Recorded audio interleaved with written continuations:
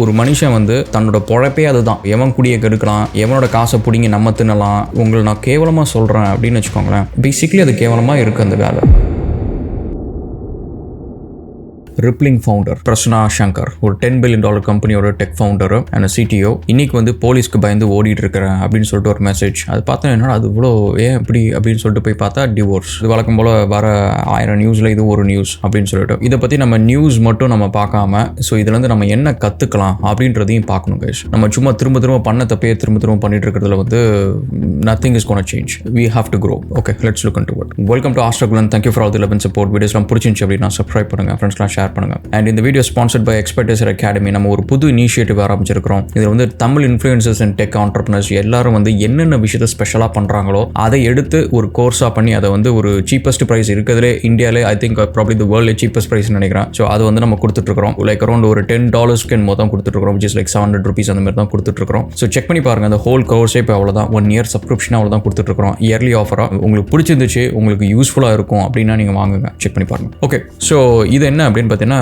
ரிப்ளிங் அப்படின்னு சொல்லிட்டு ஒரு கம்பெனி. அந்த கம்பெனியோட சிடிஓ பிரசன்னா சங்கர் அப்படின்றவர். அண்ட் இந்த கம்பெனியை அவர் ஃபவுண்ட் பண்ணி கிட்டத்தட்ட ஒரு $10 billion வந்து கம்பெனியாக இருக்குது. ஸோ இப்போ என்ன ரீசெண்டாக நடந்துச்சு அப்படின்னு பார்த்தீங்கன்னா வந்து ஒரு 6-8 monthsக்கு முன்னாடி வந்து இவருக்கு வந்து ஒரு லேடி ஒருத்தங்க மெசேஜ் அனுப்புகிறாங்க. அவங்க யார் அப்படின்னு பார்த்தீங்கன்னா அனூப் அப்படின்றவரோட ஒய்ஃப். அவங்க வந்து சொல்கிறாங்க, இந்த மாதிரி உங்கள் ஒய்ஃப் வந்து என்னோட ஹஸ்பண்டுக்கும் இவங்க இந்த மாதிரி மெசேஜ் அனுப்பிச்சிட்டு இருக்காங்க. 2 பேரும் தனியாலாம் மீட் பண்ணியிருக்கிறாங்க. அதோட டீட்டெயில்ஸ்லாம் இதுதான், ஸ்க்ரீன்ஷாட்ஸ் இதுதான். ஸோ இதை நீங்கள் பார்த்துக்கோங்க, ஏதாவது ஆக்ஷன் எடுங்க அப்படின்ற மாதிரி அவங்க சொல்லியிருக்காங்க. அனூப்போட ஒய்ஃப் சொல்லியிருக்காங்க. ஒரு 6 months ஆனது ஒரு விஷயம். ஸோ இதை வந்து பிரசன்னா வந்து அவங்க ஒய்ஃப் கிட்ட வந்து பேசிட்டு இருக்காங்க. பேசிட்டு நம்ம வந்து டிவோர்ஸ் வாங்கிப்போம், நம்ம செப்பரேட்டாக will go on our own ways, this is not no work அப்படின்னு சொல்லிட்டு then the drama starts. So அதுக்கப்புறம் என்ன ஆகுது அப்படின்னு பார்த்தீங்கன்னா வெவ்வேறு கண்ட்ரியில் வெவ்வேறு இஷ்யூஸ் இதெல்லாம் கிட்டத்தட்ட எல்லாம் டிவோர்ஸ் ரிலேட்டடாக போகுது. அதில் வந்து ஒரு கண்ட்ரியில் வந்து இவங்களோட அந்த ஒய்ஃப் வந்து இந்த மாதிரி டொமஸ்டிக் வயலன்ஸ், ரேப் சார்ஜஸ் இதெல்லாம் போட்டது எல்லாமே டிஸ்கார்ட் பண்ணிடுறாங்க, இதெல்லாம் ஃபால்ஸ் கேசஸ் அப்படின்றாங்க.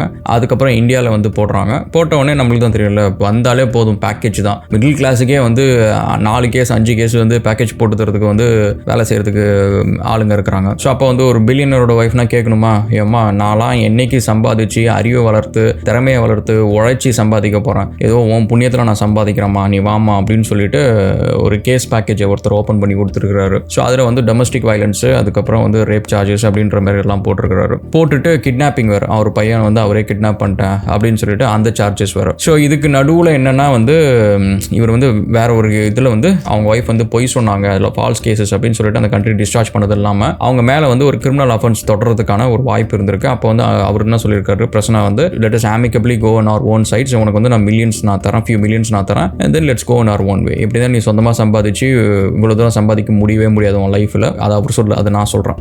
ராகுல் உங்களுக்கு தெரியுமா அப்படின்னு கேட்டிங்கன்னா தெரியாது, ஆனால் அது உண்மை தான். உடனே இந்த ஃபெமினிஸ்ட்லாம் ஆங்கிரி ஆகிறீங்க அப்படின்னா போய் மில்லியன் கணக்கில் சம்பாதிச்சு வந்து சொல்லி காட்டுங்க, ஒரு கோடி கணக்கில் ஒரு கம்பெனி உருவாக்கிட்டு வந்து சொல்லி காட்டுங்க. richest woman in the world is basically she got from divorce. இந்த சேனலில் வந்து பார்ஷியலாக இருக்கிறேன் அப்படின்னு நீங்கள் என்ன நினச்சாலும் சரி, basically this channel is for men's wellbeing, அவ்வளோதான். உங்களுக்கு விமனுக்கு தான் எல்லாம் இருக்குது. கோர்ட்டு லாலேருந்து ஊருப்பட்ட சிம்பு சேனல் வச்சுட்டு உட்காந்துட்டு இருக்கிறானுங்க, டிவி சேனல் இருக்குது, மூவி ஸ்டார்ஸ் இருக்கானுங்க, சிம்புங்க இருக்கானுங்க. ஸோ நீங்கள் அங்கே போங்க. Basically I am here for the men's wellbeing. அதெல்லாம் எனக்கு பத்தாது, எப்படி என்னோட ஒர்த் என்ன, எனக்கு வந்து நிறையா வேணும் அப்படி இப்படின்னு சொல்லிட்டு வழக்கம் போல தான். நம்ம ஊர்னா எக்ஸ்ட்ரா ப்ரிவிலேஜஸ் வேறு இருக்கும்ல. ஸோ அதனால் வந்து போலீஸ் வந்து அவரை துரத்திட்டு இருக்கு. இவர் வந்து இப்போ தமிழ்நாட்டை விட்டு தள்ளி வேற ஒரு ஸ்டேட்டில் இருக்கிறாரு. இருந்துட்டு இப்போ இந்த விஷயம்லாம் வந்து ஆன்லைனில் வந்துருக்கு. இதில் என்ன ஒரு விஷயம் அப்படின்னு வச்சுக்கோங்களேன், இவ்வளோ பணம் இருந்தும் இன்ஃப்ளூயன்சர் இருந்துமே வந்து ஒரு மனுஷனோட நிலைமை இந்த நிலைமை தான் அப்படின்னு பார்த்தீங்கன்னு வச்சுக்கோங்களேன். இந்த லீகல் சிஸ்டம் வந்து ஒரு அடியால் வேலையை செஞ்சுட்டு இருக்கு அப்படின்றது தான் ஒரு கஷ்டமான ஒரு விஷயம். இதுக்கு கூட துணை போகிறதுக்கு அவங்களுக்கு வந்து சொந்தமாக வந்து கேஸ்லாம் அவங்க போடலை,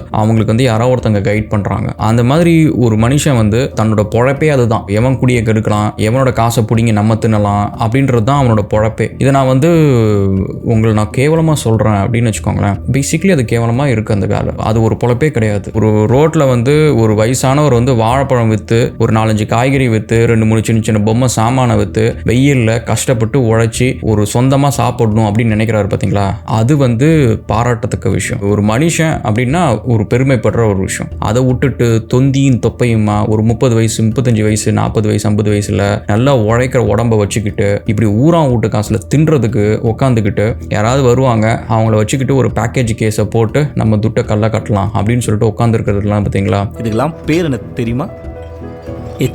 இது ஆக்சுவலி வந்து நான் சில ஆர்கனைசேஷன் கிட்டே நான் இதுக்கு முன்னாடி இந்த அட்டுல் சுபாஷ் கிட்ட அந்த கேஸ் நடந்தப்பையும் வந்து சில பேசினா அது வந்து ஒரு பாட்காஸ்ட்டாகவும் போட்டிருக்கிறேன். அது மட்டும் இல்லை, ஆக்சுவலி சில லாயர்ஸ் கிட்டே வந்து அது ரிலேட்டடாக அதை நான் பேசுகிறப்ப கூட வந்து ஒரு கஷ்டமான ஒரு விஷயம் என்னன்னு வச்சுக்கோங்களேன், நீங்கள் உங்களுக்கு வேறு வேலையே கிடையாதுன்றான். மேரேஜ் பண்ணிட்டீங்க, மேரேஜில் தான் இருக்கிறீங்க அப்படின்னா 100% வந்து உங்கள் மேலே வந்து ஒரு ரேப் கேஸ் போட முடியும், டொமஸ்டிக் வயலன்ஸ் கேஸ் போட முடியும், சைல்டு அபியூஸ் கேஸ் போட முடியும், அண்ட் கிட்னாப்பிங் கேஸ் போட முடியும். இந்த மாரி வந்து இன்னும் ஒரு 2-3 கேஸ் இருக்குது. ஐ திங்க் அவ்வளோதான் நினைக்கிறேன். ஸோ இந்த கேஸ் எல்லாமே வந்து 100% உங்கள் மேலே போட முடியும். இதெல்லாம் நீங்கள் தப்பே பண்ணலனாலும் இதை வச்சு உங்களை அரெஸ்ட்டும் பண்ண முடியும், இதை வச்சு உங்கள் லைஃபை ரூயினும் பண்ண முடியும். ஸோ கிட்டத்தட்ட வந்து ஒரு மேரேஜ்ன்றது வந்து it's most riskiest thing that a man can do. Apart from இந்த உலகத்தை பில்ட் பண்ணுறது, ரன் பண்ணுறது எல்லாத்த தவிர வந்து கடைசியாக இதுவும் ஒன்று. ஓகே, சரி. இப்போ இதுலேருந்து நம்ம என்ன கற்றுக்கலாம் அப்படின்னு பார்த்தீங்கன்னு வச்சுக்கோங்களேன், உங்களோட வேல்யூன்றது வந்து உங்களை தாண்டி ஒரு மெட்டீரியலிஸ்டிக் வேல்யூவை பார்த்து யாராவது வராங்க அப்படின்னா அவங்களுக்கு மெட்டீரியலிஸ்டிக்காக என்ன கொடுத்து உங்களுக்கு என்ன தேவையோ அதை மட்டும் வாங்கிட்டு அனுப்பிச்சி விட்ருங்க. டிரான்சாக்ஷன் வந்து தயவு செஞ்சு அதோட வச்சுக்கோங்க. கொஞ்சம் புத்திசாலித்தனமாக இருக்கும். ஆக்சுவலி ஐ திங்க் நான் வந்து கொஞ்சம் ஓப்பனாக பேசுகிறது வந்து it might hurt some people. But நான் அவ்வளோ பேர்கிட்ட பேசுகிறேன். என்கிட்ட வந்து இப்போ கரண்ட்டாக வந்து ஆல்மோஸ்ட் லைக் ஒரு 25 பீப்புள், எல்லாருமே ரொம்ப யங் ஏஜ், ஒரு 25 to 27, 28 அந்த ஏஜ் தான். எல்லாரும் டிவோர்ஸ், எல்லாருக்கும் கிட்டத்தட்ட சிமிலர் ப்ராப்ளம். அவ்வளோ டிப்ரெஷனில் இருக்கிறாங்க, அவ்வளோ சூசைடல் தாட்ஸில் இருக்கிறாங்க. நான் அப்பப்போ அவங்கள்ட்ட நான் பேசிகிட்டு இருக்கிறேன். எனக்கு ஆக்சுவலி அவங்கள்ட்ட பேசுகிறப்ப பார்த்தீங்கன்னா எனக்குமே அதை ஆக்சுவலி அஃபெக்ட் பண்ணுது.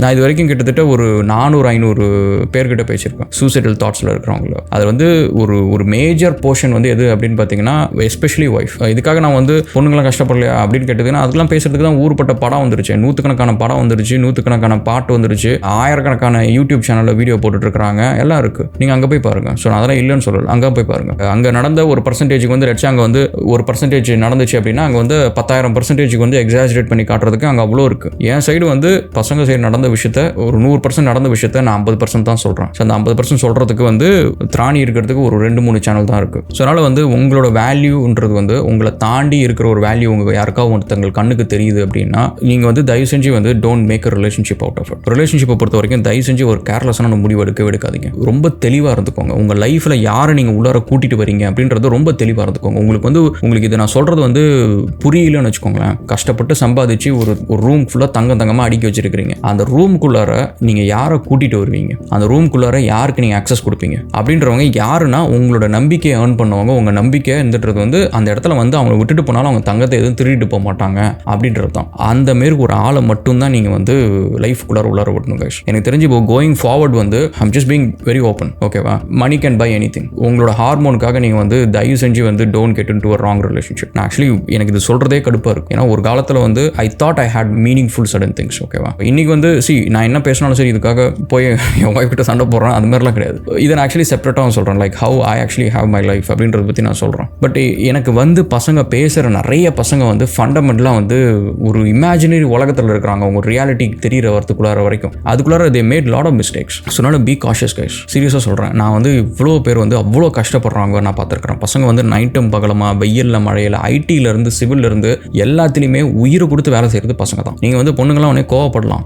Prove it. ஒரு 10 கோடி ரூபா கம்பெனி வந்து உருவாக்கி அதில் ஒரு 100 பேர் வேலை கொடுத்துட்டு வந்து சொல்லுங்கள் என்கிட்ட, ராகுல் நான் சொந்தமாக ஒரு கம்பெனி கிரியேட் பண்ணிட்டு அது 100 பேருக்கு நான் வேலை கொடுத்துட்டேன், நீ சொன்னதை நான் செஞ்சுட்டேன் ராகுல், 2 இயர்ஸில் நான் பண்ணிட்டேன், 3 இயர்ஸில் நான் பண்ணிட்டேன் அப்படின்னு சொல்லிட்டு வந்து செய்யுங்க. இப்போ ஒருவேளை நீங்கள் ஒரு ரோலில் ஹார்ட் கோர் ஃபெமினிஸ்ட்னு வச்சுக்கோங்க, நீங்கள் ஒரு 4-5 பேர் கும்பலாக கூட வாங்க, ஒரு பாட்காஸ்ட் வைப்போம். உலகத்துக்கு வந்து ஃபெமினிசம்ன்றது எவ்வளோ ஒரு எம்டி ஷெல் அப்படின்றத வந்து வில் ஷோ இட். ஏன்னா technically it's suppose to step. Feminism என்ன பண்ணியிருக்கணும் அப்படின்னு பார்த்தீங்கன்னா வந்து எலெக்ஷனில் பொண்ணுங்களுக்கு ஓட்டு போடுற உரிமை இல்லை, எங்களுக்கு சமுதாயத்து மேலே ஒரு அக்கறை இருக்குது, நாங்கள் ஓட்டு போடுறோம். அதேமாரி ஆர்மிலையும் வந்து சண்டை போடுறதுக்கான உரிமையை நாங்கள் எடுத்துக்கிறோம் அப்படின்னு போய் நிற்கிறது ஃபெமினிஸ்ட். ஆனால் அந்த ஒரு இடத்துல மட்டும்தான் இருந்துச்சு. ஓட்டு போகிறதுல கேட்டாங்க, ஏசி ஜாப்ஸில் கேட்டாங்க அப்படின்றத தவிர சுவேஜ் ஜாப்லையோ இல்லை வந்து ஒரு மைனிங் ஜாப்லையோ கன்ஸ்ட்ரக்ஷன் ஜாப்லையோ இல்லை வந்து ஆர்மியில் போய் சேர்ந்து நான் வந்து யுக்ரைனில் வந்து 15,000 ஆம்பளைங்க செத்தாங்க. 99% வந்து யுக்ரைன்லேருந்து தப்பிச்சு போன ரெஃப்யூஜிஸ் யாருன்னு பார்த்தீங்கன்னா பொண்ணுங்க தான். 90%, கிட்டத்தட்ட 100% பசங்க அங்கே நின்று நாட்டை காப்பாற்றணும் அப்படின்னு சண்டை போடுறாங்க. ரஷ்யா சைட்லேருந்து சண்டை போட்டதும் வந்து கிட்டத்தட்ட 100% வெறும் பசங்க தான். எனிவே, இது சும்மா என்னோட ஒரு எமோஷனலான ஒரு கோவம் அப்படின்றத விட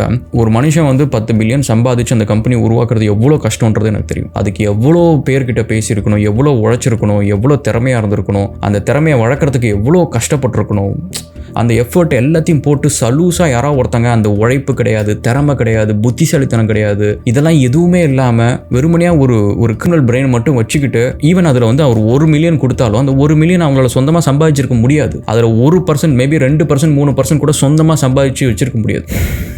ஸோ அதனால் ஜஸ்ட் பி கேர்ஃபுல் கைஸ். இனிமேல் நீங்கள் வரது வந்து ரொம்ப கேர்லெஸ்ஸாக போயிட்டு நான் கல்யாணம் பண்ணிட்டேன், எனக்கு ஆக்சுவலி இப்போலாம் வந்து இந்த பசங்களாம் வந்து சொல்கிறப்ப, தம்பி எனக்கு இதெல்லாம் நீ பெருமையாக சொல்லாத, நீ வந்து 20 வருஷம் கழிச்சு நான் அதே பொண்ணு கூட இன்னும் இருக்கிறேன், நான் 20வது ஆனிவர்சரி கொண்டாடுறேன் அப்படின்றது நீ பொறுமையாக சொல்லு. எனக்கு நீ இப்படி சொன்னால் எனக்கு வந்து பக்குன்னு தூக்கி தான் போடுது எனக்கு. ஏன்னா நீ என்கிட்ட வந்து கிட்டத்தட்ட இப்போ 2 வருஷமாக என்கிட்ட நிறைய பசங்க வந்து கிட்டத்தட்ட 8000 பேர் என்னமோ வந்து என்கிட்ட இன்ஸ்டாகிராமில் பேசுவாங்க. இது வரைக்கும் கைடன்ஸ் கேட்டிருக்காங்க, இதை படிக்கட்டுமா அதை படிக்கட்டுமா இந்த பிஸ்னஸ் ஆரம்பிக்கட்டுமா அப்படின்னு சொல்லிட்டு. அவங்க எல்லாத்துக்கும் நான் ரெஸ்பாண்ட் பண்ணியிருக்கிறேன். டெய்லியும் எனக்கு நைட்டு எவ்வளோ டைம் இல்லைனாலும் சரி உட்காந்து அந்த பசங்களை ரெஸ்பாண்ட் பண்ணிட்டு போவோம். ஏன்னா அவங்க லைஃப்பில் முன்னேறணும்னு அவ்வளோ நேரம் உட்காந்து ஒர்க் பண்ணுறாங்க. அந்தமாரி கஷ்டப்பட்டு நீ முன்னேறி இன்னைக்கு நீ வந்திருக்கிற. எனக்கு ஆக்சுவலி வந்து எனக்கு உங்கள் மேலே அக்கறை pretty much. அதுதான் நீ வந்து எனக்கு கல்யாண இன்விடேஷன் பசங்க அனுப்புறப்ப எனக்கு நிஜமாக வந்து எனக்கு நிஜமாக மனசார நான் சந்தோஷப்படுறது எனக்கு ரொம்ப கஷ்டம் கைஸ். I'm sorry. எனக்கு நீங்கள் அனுப்பாதீங்க தயவு செஞ்சு. நான் உங்களை வந்து சந்தோஷப்படுறதோ எனக்கு ஆக்சுவலி உங்களை நினச்சி பயமாக இருக்குது.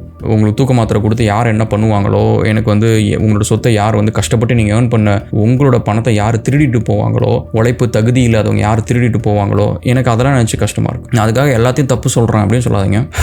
இந்த வீடியோ பேஸ் பண்ணி நான் சொல்கிறேன். More videos are coming. Stay tuned. Will see you again. Thanks.